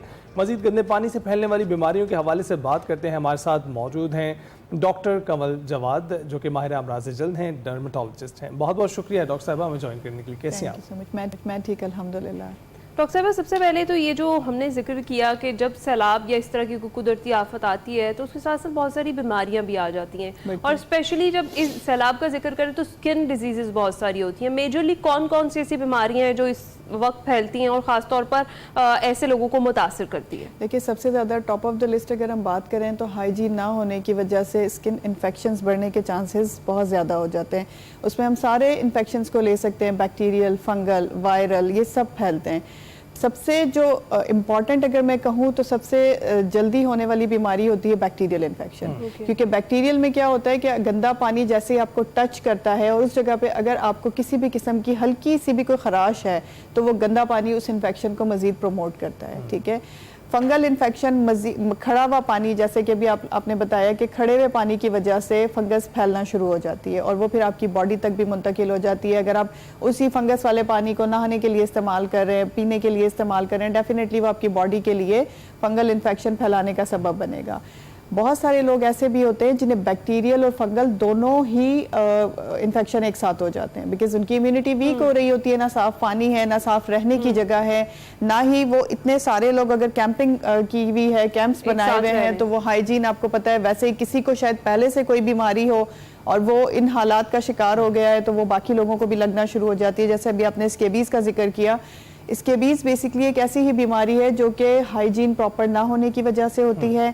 अगर बहुत ज़्यादा कंटेमिनेटेड एरियाज़ हैं, अगर बहुत ज़्यादा क्राउडेड एरियाज़ हैं, उन जगहों पे स्केबीज़ मोस्ट कॉमनली, क्योंकि ये कंटेजियस डिजीज़ है, एक से दूसरे को लगती है। इवन आपको हैंडशेक करने से लगती है, गले मिलने से लगती है, क्योंकि इसका जरासीम रहता ही कपड़ों में है, आपके बिस्तर में, तकिए में, कारपेट में, सोफे के कवर में। ये मैं ओवरऑल सबके लिए बता रही हूँ। तो इससे तो ये भी खदशा पैदा हो जाता है कि वो बिस्तर जिनमें अभी जो मुयसर किए गए हैं सैलाबज़दागान के लिए, वहाँ पर भी स्केबीज़ मौजूद हो? बिल्कुल हो सकती है। देखें, माइट बी के वो एक पैक अच्छा साफ सुथरा बिस्तर आया हो, ट्रैवलिंग के दौरान कहीं किसी एक इन्फेक्टेड बंदे उसको ट्रैवल करते हुए वो उससे उसमें मुंतकिल हुआ हो और जहाँ से वो मुंतकिल हुआ है वो पहुंचा है कैंप्स तक, और कैंप्स में एक बंदे से दूसरे से तीसरे और चौथे पांचवे, इस तरह से पूरे जितने भी उस एरिया के लोग हैं सब उससे इन्फेक्टेड हो जाते हैं। उसका सबसे बड़ा प्रॉब्लम ये है कि अगर वो ओवरऑल उस पूरे एरिया से ख़त्म ना की जाए तो वो ख़त्म नहीं होती।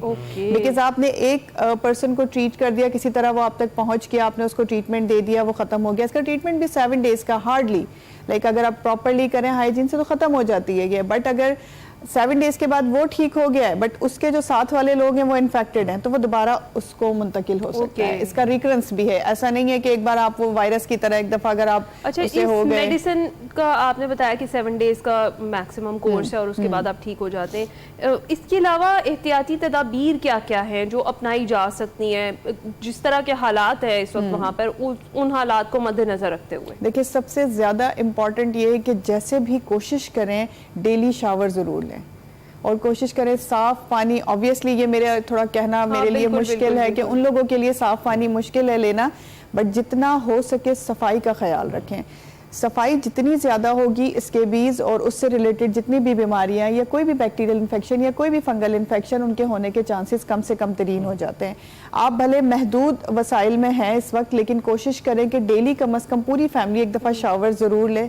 नंबर 2, अगर जो पानी आप इस्तेमाल कर रहे हैं पीने वाला, कम अज़ कम कुछ नहीं कर सकते ना, उसे बॉयल करके ज़रूर पिएँ। उसे बॉयल करें, उसे ठंडा करें, ठंडा करके उसे छान के पी लें। अगर आप किसी भी तरीके से फिटकरी ले सकते हैं, आप कहीं से अरेंज कर सकते हैं, आपको मिल सकती है, तो आप उस पीने वाले पानी में फिटकरी डाल दें। अच्छा। और उससे भी काफी हद तक जरासीम नीचे बैठ जाते हैं और आप उसे पीने के लिए इस्तेमाल कर सकते हैं। ठीक है, आपने ये बता दिया। और एक और चीज जो खसूसी तौर पर अगर हम देखें कि बच्चे भी बहुत ज्यादा इससे मुतासर होते हैं और उनको वो कुछ पिंपल्स और कुछ दाने निकल आते हैं, कभी सर में, कभी खास तौर पर पैरों पर, क्योंकि वो उस पानी में उनका इंटरेक्शन बहुत ज्यादा हो रहा होता है और वो गुजर रहे होते हैं। और बाकी बड़ों के लिए भी है, लेकिन खुसूसी तौर पर बच्चों को ये वाली जो मैंने देखा है कि बहुत ज्यादा होती है, उसका क्या सोल्यूशन है और उसके लिए क्या कोई मेडिकेशन की जरूरत होगी उन्हें? देखिए, मेडिकेशन तो फॉर श्योर जरूरत होगी, बिकॉज अगर एक दफा वो इन्फेक्टेड पिंपल्स उनको निकल आए तो डेफिनेटली बच्चों को वो नहीं जाते बहुत जल्दी से, क्योंकि बच्चों की इम्यूनिटी उतनी स्ट्रांग नहीं होती। राइट, अगर वो ग्रोइंग बच्चे हैं तो उतनी स्ट्रांग नहीं है, फिर डाइट उतना प्रॉपर नहीं है, फिर उनका एटमॉस्फेयर इतना अच्छा नहीं है। अगेन वो बात उन पे भी हम कर सकते हैं कि बच्चों के लिए भी सेम बात है कि उनके लिए भी सबसे पहले हाइजीन, आप बच्चों को कवर करके रखें। उन्हें ऐसा नहीं है कि हाफ उन्होंने शर्ट्स पहनी हुई हैं, नेकर्स पहने हुए हैं। कोशिश करें बच्चे जितना हो सके कपड़ों से ढके रहें ताकि मलेरिया कम से कम हो, मच्छर ना काटे, कोई भी इंसेक्ट उन्हें बाइट ना कर सके। नंबर 2, उन्हें सेम यही है कि कोशिश करें एक मरतबा शावर ज़रूर दिलवाएं। उनके जो कपड़े हैं, जितना भी पानी आपको मैसर है, जो भी चीज़ें धोने के लिए हैं, कोशिश करें उन्हें साफ़ सुथरा धो के। आजकल धूप अच्छी निकली है, ऑल दो के मानसून अभी गया नहीं है, लेकिन ये कि धूप अच्छी है, कम से कम लाहौर में तो बहुत अच्छी है। तो आप कपड़ों को जितना हो सके गर्म धूप के में डाल के रखें जब तक धूप है, क्योंकि उससे भी काफ़ी हद तक इसके बीच का जरासीम भी मरता है और बाकी जरासीम भी मरते हैं। तो कपड़ों को धो के और प्रॉपर धूप लगा के इस्तेमाल करें। तो डॉक्टर साहब, इन्फेक्शन दूर करने के लिए अमूमन एंटीबायोटिक्स का इस्तेमाल किया जाता है और बड़ा तवातुर से किया जाता है यहाँ पर, इसके अलावा भी कोई हल है? देखिए, एंटीबायोटिक अगर आप खाने वाली, वैसे तो कैंप्स के पास काफ़ी अच्छी अरेंजमेंट मेडिकल कैंप्स की हो गई है और उनमें बच्चों के लिए, बड़ों के लिए ऐसी एंटीबायोटिक अवेलेबल हैं जो आप इजीली अपने जो भी वहाँ पर हेल्थ केयर प्रोफेशनल्स हैं उनसे जाके ले सकते हैं। अगर आपका जो पिंपल है, दाना है, जो भी आपको जख्म हुआ है, अगर वो इन्फेक्टेड है और वो इस हद तक इन्फेक्टेड है कि वो सिर्फ लगाने वाली दवाई से नहीं जाएगा, तो डेफिनेटली आपको एंटीबायोटिक लेनी पड़ेगी। अगर आपका फंगस बहुत बड़े पैमाने पे फैला हुआ है तो डेफिनेटली वो बगैर खाए एंटी फंगल आपका वो फंगस नहीं जाएगा। छोटी ट्रीटमेंट में आप लगाने वाली एंटीबायोटिक और लगाने वाली एंटी फंगल क्रीम्स यूज कर सकते हैं। ठीक है, अच्छा, आपको खाना नहीं पड़ेगा। ये तो सैलाब मुतासरीन का जिक्र हो गया, आपने मानसून का भी अभी जिक्र किया, तो मैं चाहूंगी इन दी एंड जरा उस पर भी बात थोड़ी सी कर ले कि जिस तरह से बारिश होती है और बहुत सारे लोग और बच्चे ऐसे हैं कि वो बारिश में नहाते लेकिन उसके बाद वो शावर नहीं लेते, तो उससे कौन कौन सी बीमारियां जो हैं, अगर कोई बाहर से शख्स आया और उसने कहा है कि बस मैं ड्राई हो जाऊं और इतना ही काफी है, उससे कौन कौन सी इन्फेक्शंस और बीमारियां फैलती हैं? देखिए, बारिश का पानी वैसे अल्लाह पाक मतलब जब आता है, अल्लाह ताला ने उस पानी को बहुत पाक साफ बनाया है, बट बीच में जितना हमारा ये पॉल्यूटेड एटमॉस्फेयर है, एनवायरनमेंट है, वो पानी पॉल्यूटेड हो जाता है। ठीक है, वो पानी उतना साफ नहीं रहता। उस पानी से नहाने के बाद हर बंदे के लिए बहुत ज़रूरी है, चाहे वो बच्चा हो चाहे वो बड़ा हो, कि उसने शावर ज़रूर लेना है। अगर आप ऐसा नहीं करेंगे तो आपको कॉन्टैक्ट डर्माटाइटिस हो सकता है, यानी कि स्किन की एक ऐसी डिजीज़ है जिसमें आपको खारिश होगी मुस्तकिल और ज़ख्म भी बन सकते हैं। उसके अलावा भी आपको एलर्जीज़ हो सकती है डिफरेंट, कोई ना कोई उस बारिश के पानी के साथ कोई इंसेक्ट बाइट आपको हो सकती है। तो अगर आप शावर ले लेंगे और वो कपड़े जो कि बारिश के पानी से पॉल्यूटेड भी हो सकता है, केमिकल्स के साथ भी हो सकता है, जो आपके लिए ठीक नहीं है, तो अगर जब तक आप उसे चेंज नहीं करेंगे, शावर नहीं लेंगे प्रॉपर्ली, वो आपकी बॉडी से नहीं जाएगा और ज्यादा टाइम रखने की वजह से वो आपको मजीद ज्यादा खराबी का सबब बन सकता है। डॉक्टर साहब, आप बहुत बहुत शुक्रिया हमें ज्वाइन करने के लिए और हमें बताने के लिए, याद दिलाने के लिए कि सफाई निस्फ़ ईमान है। शावर लीजिए, पानी से जितना भी इंटरेक्शन है उसको दुरुस्त कीजिए, चाहे पीने वाला पानी हो बॉयल कीजिए और नहाने वाला हो तो साफ सुथरा पानी इस्तेमाल करें ताकि आप जल्दी अमराज से दूर रहें। ब्रेक के बाद वेलकम बैक टू एक्सप्रेसो जी। अब जरा एशिया कप की बात करेंगे, जिसमें क्रिकेट तो अब एक साइड पर रह गई है, लेकिन अब बात आ गई, क्योंकि हार जीत तो गेम का हिस्सा है, हम इस चीज़ को मानते हैं। हमारी टीम हार गई, इंडिया की टीम ने परफॉर्म अच्छा किया, वो जीत गए, लेकिन सबसे ज़्यादा तवज्जो जो है वो इस वक्त भारतीय रवैये पर है जो उनकी जानिब से अपनाया गया। भारतीय टीम और खुसूसी तौर पर जो रेफरी का गैर मुनासिब रवैया था उस पर पाकिस्तान ने शदीद तनकीद भी की है और एक सख्त किस्म का अपना स्टांस भी अपनाया है। और उस हवाले से अब इंडियन मीडिया भी कुछ रिपोर्ट कर रहा है, हमने इस हवाले से एक ब्रेकिंग भी अभी आपके साथ शेयर की थी, लेकिन पाकिस्तान अपने मौक़िफ़ पर अभी भी कायम है। तो पाकिस्तान का जो मौक़िफ़ है ये किस हद तक दुरुस्त है और कायम रहना कितना ज़्यादा ज़रूरी है, इस पर हमने बात करनी है। सलीम खालिद साहब हमारे साथ मौजूद हैं, स्पोर्ट्स तज्ज़ियाकार हैं। अस्सलाम वालेकुम सलीम खालिद साहब, गुड मॉर्निंग, आप कैसे हैं? वालेकुम अस्सलाम, मैं ठीक हूँ। आपने बिल्कुल ठीक कहा कि अब क्रिकेट पे बात हो नहीं रही और ये लड़ाई झगड़ों पे ज्यादा बातें हो रही। बिल्कुल सियासी हो गई सारी सूरत हाल। अब एशिया कप से तवज्जो हट गई है, हमारी टीम की परफॉर्मेंस से तवज्जो हट गई है। सलीम साहब, आप बताइएगा कि इस वक्त जो स्टांस लिया जा रहा है पीसीबी की जानिब से, मोहसिन नकवी की जानिब से, जो डिमांड की जा रही, मुतालबा की जा रहा है रेफरी को हटाने का, किस कदर दुरुस्त है? और दूसरी सूरत में अगर मान लिया जाता है तो क्या सूरत हाल बनती है, नहीं माना जाता तो क्या सूरत हाल बनती है? 100% दुरुस्त है। और जो मोहसिन नकवी ने ट्वीट की है कि मुल्क की इज्जत और वकार से बढ़कर कुछ नहीं होता, मैं इससे बिल्कुल एग्री करता हूँ। पहले हम लोग क्रिकेट में इंडिया के सामने बिल्कुल पीछे हो जाते थे, जो वो कहते थे मान लेते थे। हमारी टीम वहां खेलने जाती थी आईसीसी इवेंट में, वो आते नहीं थे। मोहसिन नकवी ने आके एक सख्त स्टैंड लिया, जिसके बाद फिर ये एक चीज आई कि भाई हाइब्रिड मॉडल आ गया, उसी के तहत इंडिया अपने मुल्क के बजाय यहाँ यूएई में इवेंट करवा रहा है। अब जो बात हुई, आपने खुद देखा होगा उस मैच में क्या हुआ। टॉस के वक्त जो मैच रेफरी हैं एंडी पाइक्राफ्ट, उन्होंने सलमान अली आगा से कहा कि भाई तुम हाथ ना मिलाना सूर्य कुमार यादव इंडियन कैप्टन से। भाई तुम रेफरी हो, तुम्हें तो चाहिए कि एक पॉजिटिविटी लाओ मैच में, तुम खुद बोल रहे हो कि हाथ ना मिलाना। फिर जब मैच खत्म हुआ, पाकिस्तानी क्रिकेटर्स मुंतजिर रहे इंडियन प्लेयर्स के, वो चले गए अपने ड्रेसिंग रूम में और दरवाजा बंद कर लिया, बाकायदा उसकी वीडियो मौजूद है। और पाकिस्तानी क्रिकेटर वैसे ही खड़े रहे। उस वक्त रेफरी का काम था कि वो आता, बोलता कि यार ये क्या कर रहे हो, बिल्कुल अलग अंपायरिंग का मेयार। आपने देखा पाकिस्तानी प्लेयर के पांव पे गेंद लगती, वो उंगली उठा देता अंपायर। 3 फैसले चेंज हुए रिव्यू पे, जो विकेट मिसिंग थे। तो ये सब चीजें जाहिर है पीसीबी ने, पाकिस्तान टीम ने नोट की होगी। उन्होंने इसलिए कहा कि जी एंडी पाइक्राफ्ट को हटाए, वो बाइस्ड है टुवर्ड्स पाकिस्तान, क्योंकि वो सहूलतकारी कर रहे थे वाज़े तौर पर इंडिया की। जो कहा गया कि जी इंडियन गवर्नमेंट की हिदायत पर इंडियन क्रिकेट बोर्ड ने प्लेयर से कहा है, तो वो ऐसा कर रहे हैं। पीसीबी ने सख्त स्टैंड लिया और एक लेटर लिखा आईसीसी को कि रेफरी को चेंज किया जाए, क्योंकि आईसीसी के मैच रेफरी और अंपायर होते हैं और वही तकर्रुर करता है। तो इस वक्त 2 रेफरी हैं इस इवेंट के लिए, एंडी पाइक्राफ्ट और रिची रिचर्डसन। आईसीसी के सरबराह चूंकि जय शाह है, उनके लिए बड़ा मुश्किल डिसीजन होगा कि वो अलाउ करें कि जी ठीक है हटा दो अंपायर को और पाकिस्तान की बात मान ले। एक लॉजिकल जो एक चीज नजर आती है वो है कि इतना कर ले आईसीसी के जी रिचर्ड रिचर्डसन जो है, उनको फिर जो पाकिस्तान के मैचेस हैं उनमें उनका तकर्रुर किया जाए और एंडी पाइक्राफ्ट का ना जाए, पूरे इवेंट से हटाना। तो क्या यही मसलहतन यही जो है वो सिचुएशन को टैकल करने का तरीका है? क्योंकि आपको क्या लगता है कि इस तरह के मामलात में डेफिनेटली आईसीसी को अपना एक गैर जानिबदार रवैया जो है वो अपनाना पड़ेगा, जो कि बड़ा मुश्किल हो जाएगा उनके लिए। जैसे आपने कहा कि जय शाह हैं तो उनके लिए बड़ा हार्ड डिसीजन होगा। और अगर ऐसा नहीं होता और पाकिस्तान भी अपने स्टांस पर अड़ा हुआ है कि अगर तो रेफरी को तब्दील नहीं किया जाता तो बाकी जो मैचेस एशिया कप के वो पाकिस्तान नहीं खेलेगा, तो उस पर फिर आप क्या हाल बनती हुई देख रहे हैं? तो बहुत वर्स्ट सिनेरियो में ऐसा होगा कि अगर उन्होंने ऐसा किया और पाकिस्तान डट गया कि नहीं जी हम भी नहीं खेल रहे, क्योंकि जो ये पाकिस्तान की बात है, मेरी बात हुई पीसीबी में भी लोगों से, दूसरों से भी, तो ये कोई एक सिर्फ धमकी नहीं है, एक सीरियस है पाकिस्तान इसमें, क्योंकि जिस तरह से मैं सुन रहा हूँ, देख रहा हूँ, मेरी कुछ लोगों से बात हुई है, तो अगर ऐसा हुआ कि पाकिस्तान को लगा कि हमारी बात नहीं मानी जा रही और हमें नजरअंदाज किया जा रहा है, तो इस पर अमल कर जाएगा पाकिस्तान को, कहेगा ठीक है हम नहीं खेले जाओ। और फिर जब पाकिस्तान हट जाएगा, आप यकीन माने इस वक्त भी जो स्पॉन्सर्स हैं, जो ब्रॉडकास्टर्स हैं, वो डरे हुए। पहले वो डरे हुए थे कि इंडियन टीम आती है, जब तक Indian cricket team Dubai stadium में मैच खेलने पाकिस्तान के खिलाफ नहीं पहुंची, तब तक ये गैर यकीनी थी कि यार ये ना हो, ये बॉयकॉट कर दे मैच का या कुछ हो। लेकिन जब आए वो मैच हो गया, फिर पाकिस्तान ने ये, अब उनके जहन में ये है कि पाकिस्तान कहीं ऐसा ना हो इवेंट से हट जाए। तो ये तो अगर पाकिस्तान ने अमल किया इसमें, तो बिल्कुल इवेंट का रंग फीका पड़ जाएगा और समझे आप, अच्छा, एशिया कप भी बिल्कुल बर्बाद हो जाएगा। तो सलीम साहब, वैसे हमारी क्रिकेट टीम को कहाँ ध्यान रखना चाहिए? ये जो सारी चीजें चल रही हैं, या क्रिकेट पे थोड़ी तवज्जो देनी चाहिए? अब अगला मैच है यूएई के साथ, वैसे तो एक्सपेक्टेड है उसका रिजल्ट क्या होगा, लेकिन कोई अपसेट ना हो जाए खुदा न खास्ता।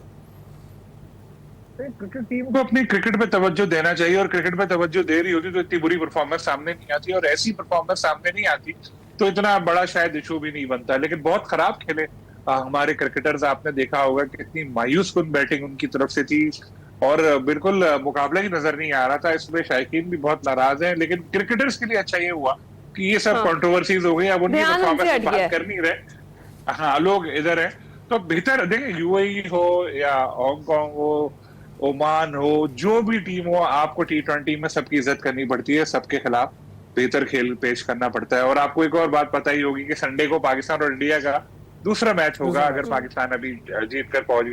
और अब ये देखिए, हाल तो इस वक्त ऐसा है ना कि जैसे होता है ना, पड़ोसी है, एक पड़ोसी बड़ा बदमाश हो, शरारत की तरह तंग करता हो, दूसरे पड़ोसी किसी दिन तंग आगे उसकी पिटाई लगा दे, उसके बाद उसके बच्चे बोलेंगे तुमने मेरे अब्बू को मारा था, जाओ मैं तुमसे हाथ नहीं मिला रहा, मैं तुम्हारे साथ नहीं खेल रहा। तो इंडिया तो यही कर रहा है, तो जंग में पिटाई हुई, जो 6 जहाज गिराए, तो उसके बाद कह रहे तुमने मेरे अब्बू को मारा था, मैं हाथ नहीं मिला रहा। तो ये हाल है इस वक्त। तो क्रिकेट को अलग रहने दें और पॉलिटिक्स को अलग रहने दें, ये करना चाहिए। लेकिन अब आप ये सोचें कि अभी इतना टेंशन रही, तो अब जो दूसरा मैच होगा उसमें तो और ज्यादा तनाव का माहौल नजर आएगा। अगर वो हम खेलते हैं, तो कल का मैच फिर खेलते हुए देख रहे हैं पाकिस्तानी टीम को, आपको लगता है कि इस सिचुएशन को सॉर्ट आउट कर लिया जाएगा? तो क्योंकि देखें, क्रिकेट होनी चाहिए, और मोहसिन नकवी जो हैं वो एशियन क्रिकेट काउंसिल के सरबराह भी हैं, वो भी ऐसा नहीं चाहेंगे कि जो क्रिकेट है वो खराब हो, इवेंट एशिया कप खराब हो। लेकिन साथ में मेन चीज वो पाकिस्तान क्रिकेट बोर्ड के भी सरबराह हैं और पाकिस्तान को अहमियत देंगे। कोई ऐसी अगर दरमियानी राह निकल आई जिससे पाकिस्तान के लिए भी अच्छा हो कि हाँ जी पाकिस्तान की बात भी मान ली गई, तो बिल्कुल इवेंट जारी रहेगा। और मुझे उम्मीद यही है कि कोई ना कोई दरमियानी इसकी राह निकाल दी जाएगी, क्योंकि इसमें अब आईसीसी भी इन्वॉल्व है और एसीसी वाले भी हैं और दूसरे लोग भी कुछ हैं, क्योंकि सारे इंडियंस ऐसे नहीं है कि जो लड़ाई चाहते हैं, लेकिन उनका माहौल इतना हॉस्टाइल होता है ना, क्योंकि आपने देखा कितना हॉस्टाइल माहौल है कि सूर्या कुमार यादव ने कैप्टन की प्रेस कॉन्फ्रेंस में हाथ मिलाया था मोहसिन नकवी से, और क्या देशद्रोही कह दिया था बेचारे। बहुत प्रेशर है उन क्रिकेटर्स पर भी, वो शायद वो खुद भी ना करना चाहते हो, लेकिन इस वक्त सूरत हाल ही कुछ ऐसी बनी हुई है कि वो दबाव में ये सब कुछ कर रहे हैं। बहुत सलीम खालिद साहब, इस वक्त क्रिकेट की जो सियासी सूरत हाल है उस पर हम गुफ्तगू कर रहे थे, ब्रेक के बाद हाजिर।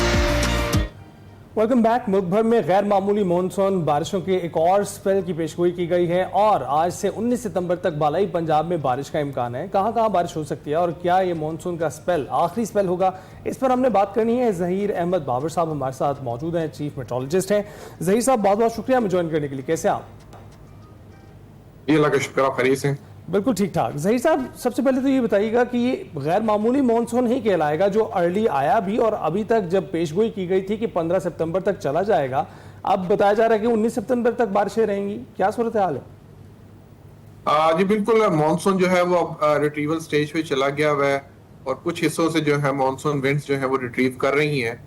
ये एक शैलो सी वेस्टर्ली ट्रफ है जो कि अप्रोच की हुई है हमारे अपर पार्ट्स पे, जिसकी वजह से पंजाब के कुछ हिस्सों में, खासतौर पे नॉर्थ ईस्टर्न पार्ट्स में, कुछ सेंट्रल पार्ट्स में, इसी तरह कश्मीर के कुछ हिस्सों में, खैबर पख्तूनख्वा के बालाई पहाड़ी इलाकों में चंद एक मकामात पर गरज चमक के साथ बारिश का इम्कान है। ये बारिश का ये सिस्टम उतना इंटेंसिफाइड नहीं है जितना कि हमने पिछले मानसून सीजन में, जो अभी मानसून सीजन है इसमें हमने एक्सपीरियंस किए हैं मुल्क के ज्यादातर हिस्सों में, क्योंकि मानसून जो है वो रिट्रीवल स्टेज पे चला गया है और विंड्स जो है वीक कर गई हैं, तो एज सच इतना सिग्निफिकेंट नहीं है। लेकिन उन लोगों के लिए जो कि डिस्प्लेस्ड हैं और घरों से बाहर हैं, उनके लिए जो है वो ये ज़हमत का बायस बन सकता है। अदरवाइज जो रिवर्स हैं, उनके जो कैचमेंट एरियाज हैं, उनमें इतना सिग्निफिकेंट फ्लो का राइज जो है वो एक्सपेक्टेड नहीं है इन बारिशों की वजह से। ठीक है। अच्छा ज़हीर साहब, ये जो स्पेल है, क्या ये आखिरी स्पेल होगा, 11वां और आखिरी स्पेल, या इसके बाद भी मजीद बारिशें एक्सपेक्टेड हैं? देखिए, ओवरऑल तो हमारे यहाँ मिड सितंबर तक, जिस तरह भी ये मिड सितंबर आ गया है और जो मानसून विंड्स जो है वो रिट्रीव कर जाती हैं, और इसी तरह अक्टूबर और नवंबर तक जो है वो हमारे पास कोई सिग्निफिकेंट रेनफॉल्स जो है एक्सपेक्टेड नहीं है। तो उम्मीद यही है कि ये अक्टूबर और नवंबर में हमारे पास जो है जो ड्राई पीरियड ही होगा। थोड़ी बहुत इक्का दुक्का रेनफॉल्स जो है वो एक्सपीरियंस हम लोग करते हैं वेस्टर्ली ट्रफ्स की वजह से, जो वेस्ट से या मगरब से बारिश देने वाली हवाओं का सिलसिला आता है, उसकी वजह से जो है अक्टूबर और नवंबर में चंद एक मकाम पर जो है वो बारिशें होती हैं, वो हम एक्सपीरियंस करेंगे। लेकिन ओवरऑल जो है वो अक्टूबर मिड सितंबर के बाद, स्पेल के बाद अक्टूबर और नवंबर तक इतनी ज्यादा सिग्निफिकेंट रेनफॉल्स जो है वो हमारे यहाँ एक्सपीरियंस नहीं की जाती। तो ज़हीर साहब, ये भी बताइएगा कि कराची में कल भी बूंदाबांदी हुई है और मौसम खुशगवार हो गया, और वहाँ क्या सूरत हाल रही है? ओवरऑल अगर सिंध की बात की जाए तो सिंध में आज सच कोई सिग्निफिकेंट रेनफॉल जो है वो एक्सपेक्टेड नहीं है। कराची में बूंदाबांदी का इम्कान है, आज भी थोड़ा बहुत जो कोस्टल बेल्ट है उसके अलॉन्ग बूंदाबांदी का इम्कान है। इसी तरह ठट्ठा है, इन इलाकों में जो बूंदाबांदी की तवक्को है, लेकिन आज सच कोई सिग्निफिकेंट रेनफॉल एक्सपेक्टेड नहीं है। इसी तरह बलोचिस्तान के भी ज्यादातर इलाकों में जो है मौसम खुश्क रहेगा। योब में चंद एक मकाम पर कुछ बारिश, हल्की बारिश के इम्कान है, अदरवाइज जो बलोचिस्तान के ज्यादातर हिस्से हैं वो खुश्क ही होंगे। ठीक है। और ज़हीर साहब, इसके बाद ज़रा बताइएगा वेदर चेंज कब से एक्सपेक्टेड है, क्योंकि आगे हमें पता है कि अब स्मॉग का सीजन भी है, वो भी शुरू हो जाएगी, तो मौसम तब्दील कब होगा? ये बस अब हम जिससे स्टेज से गुजर रहे हैं वो ट्रांजिशन स्टेज ही है। अभी भी रात के वक्त जो है देखा होगा कि थोड़ी सी खुनकी हो गई है और टेम्परेचर्स में चेंज जो है वो महसूस किया जा रहा है, और अगले हफ्ते 10 दिन के अंदर जो है वो टेम्परेचर्स जो है वो काफी हद तक, खास तौर पे जो रात के दर्जा हरारत हैं उनमें जो है वो कमी आ जाएगी, और एक चेंज से हम गुजरेंगे जो कि हम एक्सपीरियंस करते हैं सितंबर के बाद से लेके अक्टूबर और नवंबर तक, जो कि खज़ां का मौसम होता है, और उसके बाद फिर जो है दोबारा विंटर जो है फिर वो सेट इन करती है दिसंबर में। ज़हीर साहब, बहुत शुक्रिया हमें मौसम का हाल बताने के लिए, और उम्मीद करते हैं कि आप आने वाले मौसम मामूल के मुताबिक होंगे, क्योंकि ये मानसून तो बहुत शदीद था और उसकी तबाहकारियाँ हमने देखी हैं। जी हाँ, इसी के साथ हम आपसे इजाज़त चाहेंगे। मुलाकात होगी कल। ख्याल रखिएगा, फीडबैक जरूर दीजिएगा। अल्लाह हाफ़िज़।